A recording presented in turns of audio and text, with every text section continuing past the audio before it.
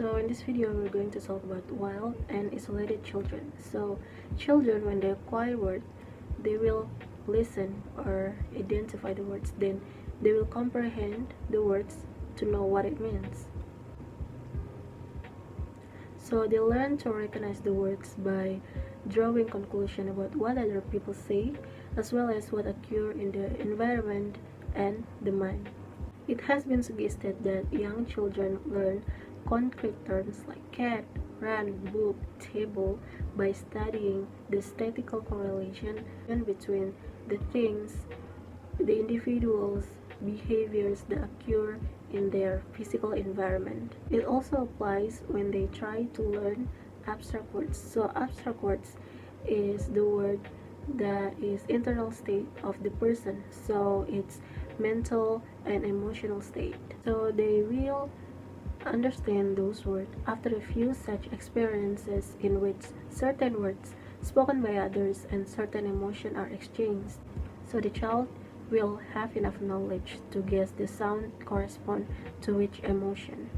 In other words, people and in the environments around children are very important to influence their speakability and acquire language, as well as how they behave.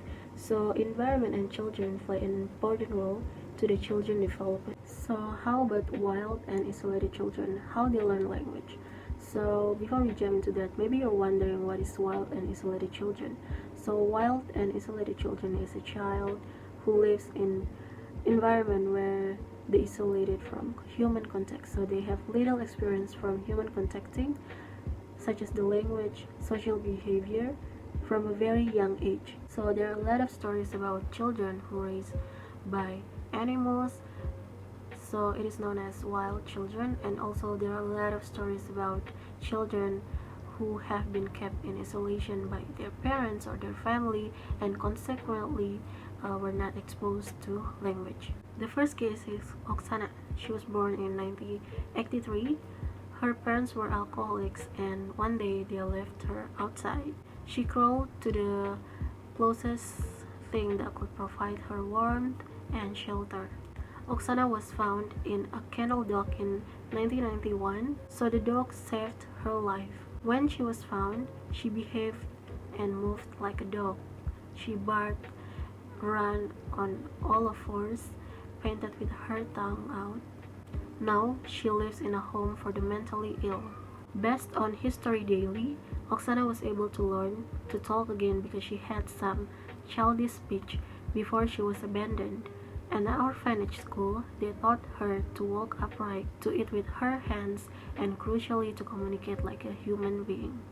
The second case is Jenny, a pseudonym. She was born in 1953 in Los Angeles, California.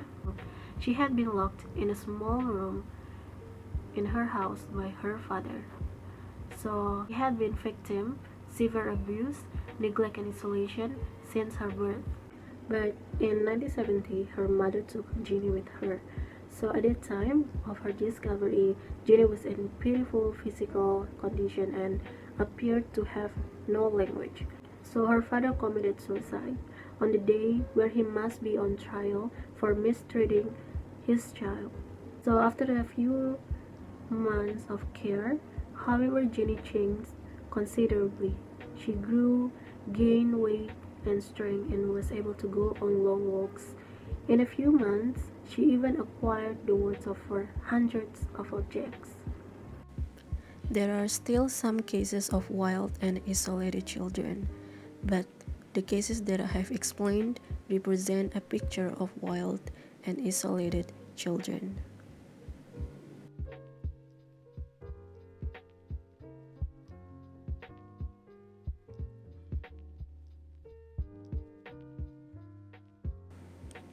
Two-factor measure the age when the exposure of the language start, second stage of any physical, psychological, and social trauma prior to exposure to language.